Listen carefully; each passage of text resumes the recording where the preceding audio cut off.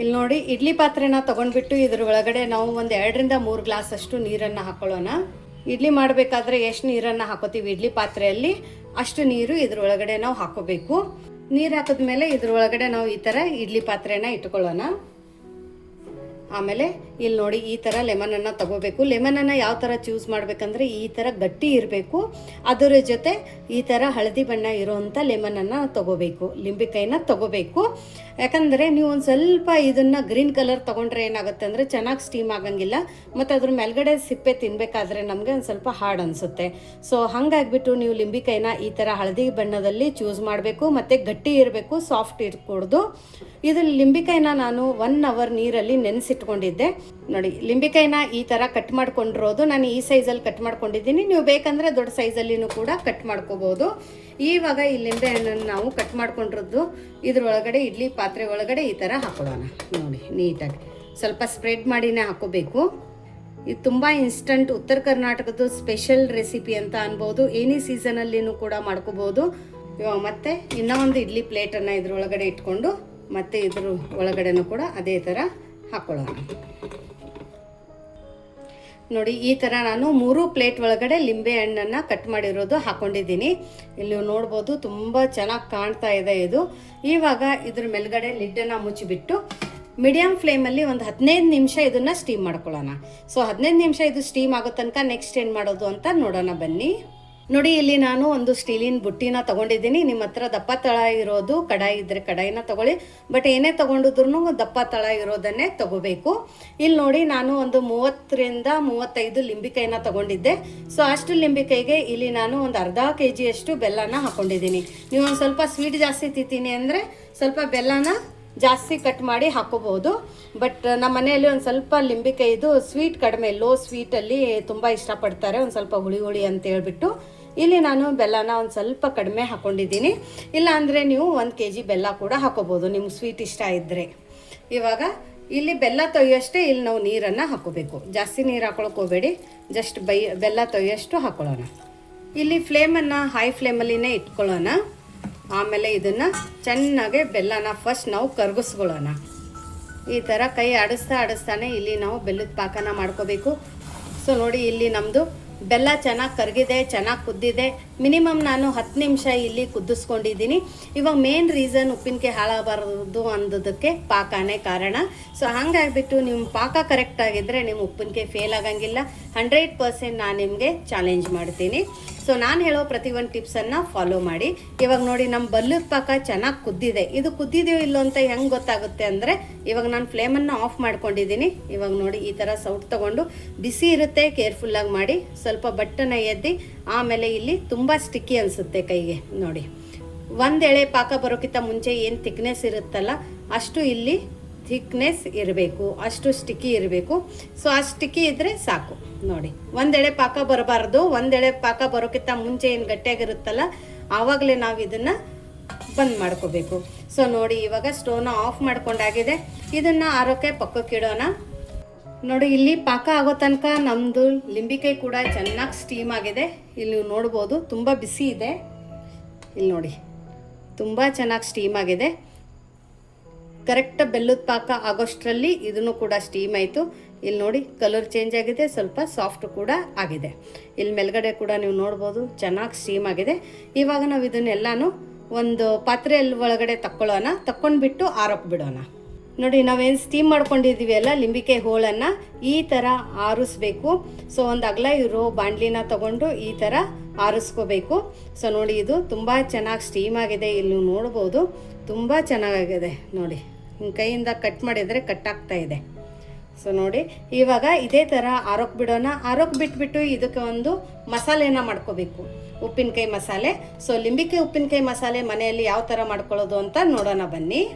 ಇಲ್ಲಿ ಇವಾಗ ನಾನು ಕಬ್ಬಿಣದ ಒಂದು ಪ್ಯಾನನ್ನು ತೊಗೊಂಡಿದ್ದೀನಿ. ಅದ್ರ ಒಳಗಡೆ ಇಲ್ಲಿ ನೋಡಿ, ಒಂದು ದಪ್ಪ ಸ್ಪೂನಿಂದ ಮೆಂತ್ಯನ ತೊಗೊಂಡಿದ್ದೀನಿ. ಇದು ನಾರ್ಮಲ್ ಉಪ್ಪಿಟ್ಟು ಸ್ಪೂನು ಅಂದರೆ ಒಂದು 3 ಸ್ಪೂನಷ್ಟು ಆಗುತ್ತೆ. ಸೊ ಮೆಂತ್ಯ ಹುರಿಬೇಕಾದ್ರೆ ಕೈನ ಬಿಡದೆ ಹುರಿಬೇಕು. ಫ್ಲೇಮನ್ನು ಮೀಡಿಯಮ್ ಫ್ಲೇಮಲ್ಲಿನೇ ಇಟ್ಕೊಳ್ಳಿ. ಸೊ ಮೆಂತ್ಯ ಅಕಸ್ಮಾತ್ ಕರಿ ಆಗಿದೆ ಅಂದರೆ ಅದನ್ನು ಹಾಕೋಕೆ ಹೋಗಬೇಡಿ, ಯಾಕಂದರೆ ನಾವು ಇದು ತಿಂಗಳಾನ್ಗಟ್ಲೆ ವರ್ಷಾನ್ಗಟ್ಲೆ ಸ್ಟೋರ್ ಮಾಡ್ತಾ ಇದ್ದೀವಿ. ಮತ್ತೊಂದು ಸರ್ತಿ ತಗೊಳ್ಳಿ, ಯಾಕಂದರೆ ಕೆಲವೊಬ್ರು ಏನಾಗಲ್ಲ ಅಂತ ಹಾಕಿಬಿಡ್ತಾರೆ, ಆವಾಗ ಅದು ಟೇಸ್ಟು ಮತ್ತು ಫ್ಲೇವರ್ ಎರಡೂ ಚೇಂಜ್ ಆಗುತ್ತೆ. ಅದಕ್ಕೆ ಮೆಂತ್ಯ ಹುರಿಬೇಕಾದ್ರೆ ನೀವು ನೀಟಾಗಿ ಮೀಡಿಯಮ್ ಫ್ಲೇಮಲ್ಲಿ ಕೈ ಬಿಡದೆ ಹುರ್ಕೊಳ್ಳಿ. ಇದೇನು ತುಂಬ ಬೇಗ ಹುರಿಯುತ್ತೆ. ನೋಡಿ, ಮೆಂತ್ಯ ಹುರಿಯೋಕೆ ಸ್ಟಾರ್ಟ್ ಆದರೆ ಚಟಪಟ ಅನ್ನುತ್ತೆ, ಚಟಪಟ ಅನ್ನೋಕೆ ಸ್ಟಾರ್ಟ್ ಆದರೆ ಕರಿ ಆಗುತ್ತೆ. ಸೊ ನೋಡಿ, ಚೆನ್ನಾಗಿ ಇವಾಗ ಗಮ್ ಅಂತ ವಾಸನೆ ಬರ್ತಾ ಇದೆ. ಈ ಟೈಮಲ್ಲಿ ನೋಡಿ ಮೆಂತ್ಯ ಇವಾಗ ಚೆನ್ನಾಗಿ ಕೆಂಪಾಗಿದೆ, ಕರಿ ಆಗಿಲ್ಲ. ಇದನ್ನು ನಾವು ಒಂದು ಪ್ಲೇಟಕ್ಕೆ ತಕ್ಕೊಳ್ಳೋಣ. ನೋಡಿ, ತಕ್ಕೊಂಡ್ಬಿಟ್ಟು ಇದನ್ನು ಆರೋಕ್ಕೆ ಬಿಡೋಣ. ಇವಾಗ ಮತ್ತೆ ಅದೇ ಪ್ಯಾನ್ ಒಳಗಡೆ ಇಲ್ಲಿ ನಾನು ದಪ್ಪ ಸಾಸಿವೆನ ತಗೊಂಡಿದ್ದೀನಿ. ದಪ್ಪ ಸಾಸಿವೆನೇ ತಗೋಬೇಕು. ಸೊ ನೋಡಿ, ಈ ದಪ್ಪ ಸ್ಪೂನಿಂದ 2 ಸ್ಪೂನು, ಅಂದರೆ ಎಷ್ಟು ಮೆಂತ್ಯ ತಗೋತೀರಾ ಅದ್ರ ಡಬಲ್ ಇಲ್ಲಿ ನಾವು ಸಾಸಿವೆನ ತಗೋಬೇಕು. ಇವಾಗ ಸಾಸಿವೆ ಕೂಡ ತುಂಬ ಚೆನ್ನಾಗೆ ಮತ್ತು ತುಂಬ ಬೇಗ ಹುರಿಯುತ್ತೆ, ಚಟಪಟ ಅನ್ನುತ್ತೆ. ಫ್ಲೇಮನ್ನು ಮೀಡಿಯಮ್ ಫ್ಲೇಮಲ್ಲಿ ಇಟ್ಕೊಳ್ಳೋಣ. ಇದನ್ನು ಕೂಡ ಚೆನ್ನಾಗಿ ಚಟಪಟ ಅನ್ನೋ ತನಕ ಮತ್ತು ಗಮ್ ಅಂತ ವಾಸನೆ ಬರೋ ತನಕ ಇದನ್ನು ಹುರ್ಕೊಳ್ಳೋಣ. ಸೊ ಇನ್ಸ್ಟಂಟಾಗಿ ಮಾಡೋದ್ರಿಂದ ಇಲ್ಲಿ ನಾವು ಹೋಗಿ ಸಾಸಿವೆ ಬೀಜ ತಂದೆ ಉಪ್ಪಿನಕಾಯಿ ಹಾಕಬೇಕಂತೇನಿಲ್ಲ. ಸೊ ಸಾಸಿವೆ ಬೀಜ ಇಲ್ಲದೇನೂ ಕೂಡ ಬರೀ ಸಾಸಿವೆಯಿಂದನೂ ಕೂಡ ಇಲ್ಲಿ ನಾವು ಉಪ್ಪಿನಕಾಯಿನ ಮಾಡ್ಕೋಬೋದು. ಈ ಥರ ಮಾಡಿದರೆ ಇನ್ನೂ ತುಂಬ ಚೆನ್ನಾಗಿ ಟೇಸ್ಟ್ ಬರುತ್ತೆ. ಇಲ್ಲಿ ಒಂದು ಸ್ವಲ್ಪ ಸಾಸಿವೆ ಕ್ವಾಂಟಿಟಿನ ನಾನು ಜಾಸ್ತಿ ತೊಗೊಂಡಿದ್ದೀನಿ. ಸೊ ನೋಡಿ, ಇದನ್ನು ಕೂಡ ಚಟಪಟ ಅನ್ನೋ ತನಕ ಹುರಿಬೇಕು. ಈ ಥರ ಸಿಡಿಯೋಕ್ಕೆ ಸ್ಟಾರ್ಟ್ ಆಗೋದಾಗ ಫ್ಲೇಮನ್ನು ಲೋ ಫ್ಲೇಮಲ್ಲಿ ಇಟ್ಕೊಳ್ಳಿ. ಆಮೇಲೆ ಸಿಡಿಬೇಕಾದ್ರೆ ಕೇರ್ಫುಲ್ಲಾಗಿ ಹುರ್ಕೊಳ್ಳಿ. ನೋಡಿ, ಇವಾಗ ಚೆನ್ನಾಗಿ ಇದು ಹುರಿದಿದೆ. ನಾನು ಫ್ಲೇಮನ್ನು ಆಫ್ ಮಾಡ್ಕೊಂಡಿದ್ದೀನಿ. ನೋಡಿ, ಈ ಥರ ಒಂದು ಪ್ಲೇಟಲ್ಲಿ ತಕ್ಕೊಳ್ಳೋಣ. ಆಮೇಲೆ ಈ ಸಾಸಿವೆನೂ ಆರೋಕ್ಕೆ ಬಿಡೋಣ. ಇಲ್ಲಿ ನೋಡಿ, ಒಂದು ಮಿಕ್ಸರ್ ಜಾರಲ್ಲಿ ನಾವು ಹುರ್ಕೊಂಡಿರೋಂಥ ಫಸ್ಟ್ ಮೆಂತ್ಯನ ಹಾಕೊಳ್ಳೋಣ. ಸೆಪ್ರೇಟಾಗಿಯೇ ನಾವು ಇಲ್ಲಿ ಮಿಕ್ಸರ್ ಮಾಡ್ಕೋಬೇಕು, ನೀವು ಒಂದೇ ಸರ್ತಿ ಹಾಕೋಕೆ ಹೋಗಬೇಡಿ. ಇವಾಗ ಇದನ್ನು ಒಂದು ಸ್ವಲ್ಪ ರವೆ ಥರ ನಾವು ಪುಡಿ ಮಾಡ್ಕೊಂಡು ಬರಬೇಕು. ಸೊ ರವೆ ಥರನೇ ಇರಬೇಕು. ಆನು ಆಫು ಮಾಡ್ತಾ ಇದನ್ನು ನಾವು ಈ ಥರ ಪುಡಿ ಮಾಡ್ಕೊಂಡು ಬಂದಿರೋದು. ನೋಡಿ, ತುಂಬ ಫೈನೂ ಇಲ್ಲ, ತುಂಬ ದಪ್ಪನೂ ಇಲ್ಲ, ರವೆ ಥರ ಮಾಡ್ಕೊಂಡು ಬಂದಿರೋದು. ನೋಡಿ, ಇವಾಗ ಇದನ್ನು ಮತ್ತೆ ಒಂದು ಪ್ಲೇಟಕ್ಕೆ ತಕ್ಕೊಳ್ಳೋಣ. ನೆಕ್ಸ್ಟ್ ಮತ್ತೆ ಇದೇ ಮಿಕ್ಸಿ ಜಾರ್ ಒಳಗಡೆ ಇವಾಗ ಹುರಿದಿರೋದು ಸಾಸಿವೆನ ಹಾಕೊಳ್ಳೋಣ. ಸಾಸಿವೆ ತುಂಬ ಫೈನ್ ಆಗಿ ಆಗಬಾರ್ದು. ಇದನ್ನು ಆನ್ ಆಫ್ ಮಾಡಿ ತರಿ ಹಂಗೇನೆ ಇಟ್ಕೋಬೇಕು. ನೋಡಿ, ಈ ಥರ ದಪ್ಪನೇ ಇರಬೇಕು, ತರಿ ಹಂಗೆ ಇದೆ. ಇಲ್ಲಿ ನೀವು ನೋಡ್ಬೋದು, ತುಂಬ ಚೆನ್ನಾಗಾಗಿದೆ. ಇದು 1ರಲ್ಲಿ 2 ಅಷ್ಟೇ ಕಟ್ಟಾಗಿರೋದು. ಆನ್ ಆಫ್ ಒಂದು 2 ಸರ್ತಿ ಮಾಡಿದರೆ ಸಾಕು, ಇದು ಬೇಳೆ ಥರ ಆಗುತ್ತೆ. ನೆಕ್ಸ್ಟ್ ಇವಾಗ ಇದನ್ನು ಪಕ್ಕಕ್ಕಿಡೋಣ. ಇವಾಗ ನೋಡಿ, ಇಲ್ಲಿ ಲಿಂಬಿಕಾಯಿ ಹೋಳು ತುಂಬ ಚೆನ್ನಾಗಿ ಆರಿದೆ, ಬಿಸಿ ಇಲ್ಲ, ಚೆನ್ನಾಗಿ ಆರಬೇಕಿದು, ತುಂಬ ಚೆನ್ನಾಗಿ ಆರಿದೆ. ಇವಾಗ ಏನು ಮಾಡೋಣ ಅಂದರೆ ಇದ್ರ ಒಳಗಡೆ ನಾವು ರುಚಿಗೆ ಉಪ್ಪನ್ನು ಹಾಕ್ಕೋಬೇಕು. ಇಲ್ಲಿ ನಾನು 1/4 ಕಪ್ಪದಷ್ಟು ಉಪ್ಪನ್ನು ತಗೊಂಡಿದ್ದೀನಿ. ಸೊ ನೀವು ಯಾವ್ದು ಉಪ್ಪು ತಿಂತೀರಾ ಅದನ್ನು ಹಾಕೊಳ್ಳಿ, ಬಟ್ ಪುಡಿ ಉಪ್ಪೇ ಹಾಕ್ಕೋಬೇಕು. ಉಪ್ಪನ್ನು ನೋಡಿಬಿಟ್ಟು ಹಾಕೊಳ್ಳೋಣ. ಒಂದು ಸ್ವಲ್ಪ ನಾನು ತೆಗೆದಿಡ್ತಾ ಇದ್ದೀನಿ. ಇಲ್ಲಿ ನಂದು ಉಪ್ಪಿನಕಾಯಿ ಹೋಳು ಜಾಸ್ತಿ ಇರೋದ್ರಿಂದ ನಾನು ಇಷ್ಟು ಉಪ್ಪು ಹಾಕ್ಕೊಂಡಿದ್ದೀನಿ. ನೀವು ಮನೆಯಲ್ಲಿ ಕ್ವಾಂಟಿಟಿನ ನೋಡಿಬಿಟ್ಟು ಉಪ್ಪಿನಕಾಯಿದು ಉಪ್ಪನ್ನು ಹಾಕ್ಕೊಳ್ಳಿ. ಇವಾಗ ನೋಡಿ, ಉಪ್ಪು ಹಾಕೊಂಡ ನಂತರ ಇದನ್ನು ಮಿಕ್ಸ್ ಮಾಡ್ಕೊಳ್ಳೋಣ. ನೆಕ್ಸ್ಟ್ ಇವಾಗ ಇದ್ರೊಳಗಡೆ ನಾವೇನು ಪುಡಿ ಮಾಡ್ಕೊಂಡು ಇಟ್ಕೊಂಡಿದ್ವಲ್ಲ ಸಾಸಿವೆದು, ಅದನ್ನು ಹಾಕೊಳ್ಳೋಣ. ಮೆಂತಿ ಪುಡಿನ ಹಾಕೊಳ್ಳೋಣ. ಇವಾಗ Guntur Byadgi mix red chilli ಪೌಡರನ್ನು ಹಾಕೊಳ್ಳೋಣ. ಪ್ಯೂರ್ ಆರ್ಗ್ಯಾನಿಕ್ ಇದೆ, ಪರ್ಫೆಕ್ಟ್ ಕಲರ್ ಇದೆ, ಯಾವುದೇ ಥರ ಕಲರ್ ಮಿಕ್ಸಿಂಗ್ ಇಲ್ಲ. ಖಾರನ ನೋಡಿಬಿಟ್ಟು ಇಲ್ಲಿ ನಾವು ಕೆಂಪು ಖಾರದ ಪುಡಿನ ಹಾಕೊಳ್ಳೋಣ. ಇದು ಪ್ಯೂರ್ ಆರ್ಗ್ಯಾನಿಕ್ ಇದೆ, ಕೆಂಪು ಖಾರದ ಪುಡಿ. ಬ್ಯಾಡಗಿ ಮತ್ತು Guntur mix red chilli powder ಇದೆ. ಯಾರಿಗಾದರೆ ಬೇಕಂದರೆ ಡಿಸ್ಕ್ರಿಪ್ಷನ್ ಬಾಕ್ಸಲ್ಲಿ ವಾಟ್ಸಪ್ ನಂಬರನ್ನು ಕೊಟ್ಟಿದ್ದೀವಿ. ಆ ವಾಟ್ಸಪ್ ನಂಬರ್ಗೆ ನೀವು ಮೆಸೇಜ್ ಮಾಡಿದರೆ ನಿಮಗೆಲ್ಲ ಡೀಟೇಲ್ಸ್ ಸಿಗುತ್ತೆ. ಇವಾಗ ನಾವು ಉಪ್ಪಿನಕಾಯಿ ಹಾಕಿದ ನಂತರ ಇಲ್ಲಿ ನಿಮಗೆ ಡಿಫ್ರೆನ್ಸ್ ಗೊತ್ತಾಗುತ್ತೆ ಖಾರದ್ದು ಯಾವ ಥರ ಇದೆ ಅಂತ ಹೇಳಿಬಿಟ್ಟು. ನೋಡಿ, ಕಲರ್ ಅಂತೂ ಪರ್ಫೆಕ್ಟಾಗಿ ಬರುತ್ತೆ. ಇವಾಗ ಇಷ್ಟೆಲ್ಲ ಮಿಕ್ಸ್ ಮಾಡಿದ ನಂತರ ಇದರೊಳಗಡೆ ನಾವು ಬೆಲ್ಲದ ಪಾಕನ ಹಾಕೊಳ್ಳೋಣ. ನೋಡಿ, ಚೆನ್ನಾಗಿ ಆರಿದೆ ಬೆಲ್ಲದ ಪಾಕ. ನೋಡಿ, ಪರ್ಫೆಕ್ಟಾಗಿ ಬಂದಿದೆ. ವಾವ್, ಸೂಪರ್, ತುಂಬ ಚೆನ್ನಾಗಿ ಘಮ ಬರ್ತಾ ಇದೆ ಉಪ್ಪಿನಕಾಯಿದು. ನೋಡಿ, ಮನೆಯಲ್ಲಿ ಉಪ್ಪಿನಕಾಯಿ ಖಾಲಿ ಆಗಿದ್ರೆ ದಿಢೀರಂತ ಈ ಥರ ನೀವು ಉಪ್ಪಿನಕಾಯಿನ ಮಾಡ್ಕೋಬೋದು. ಜಾಸ್ತಿ ಟೈಮ್ ಏನು ತೊಗೊಳಂಗಿಲ್ಲ, ಅದು ನೀವು ನೋಡಿದ್ದೀರಾ.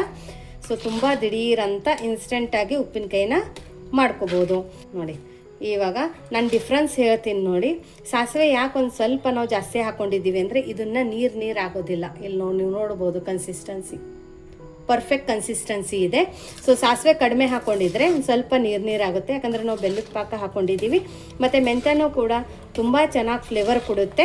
ಇವಾಗ ಇಮಿಡಿಯೇಟಾಗಿ ನೀವು ನೆಕ್ ಬಿಟ್ಟು ನೋಡಿದಾಗ ಒಂದು ಸ್ವಲ್ಪ ನಿಮಗೆ ಕೈ ಅನ್ನಿಸ್ಬೋದು, ಬಟ್ ಇದು ಚೆನ್ನಾಗೇ ಮುರಿಯುತ್ತೆ ಅಂತಾರೆ ನೋಡಿ.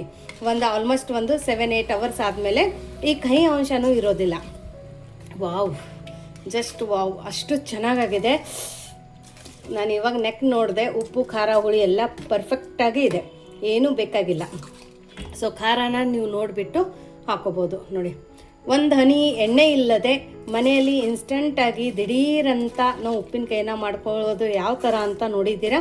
ಸೊ ಇದು ಉತ್ತರ ಕರ್ನಾಟಕದ ಫೇಮಸ್ ಉಪ್ಪಿನಕಾಯಿ ಅಂತ ಅನ್ಬೋದು. ಅಥೆಂಟಿಕ್ ಉಪ್ಪಿನಕಾಯಿನ ನಾವು ಇದೇ ಥರ ಹಾಕ್ತೀವಿ, ಸ್ವಲ್ಪನೂ ಎಣ್ಣೆ ಹಾಕೋದಿಲ್ಲ, ಮತ್ತು ಇದನ್ನು ವರ್ಷಾನುಗಟ್ಲೆನೂ ಕೂಡ ಕೆಡೋದಿಲ್ಲ.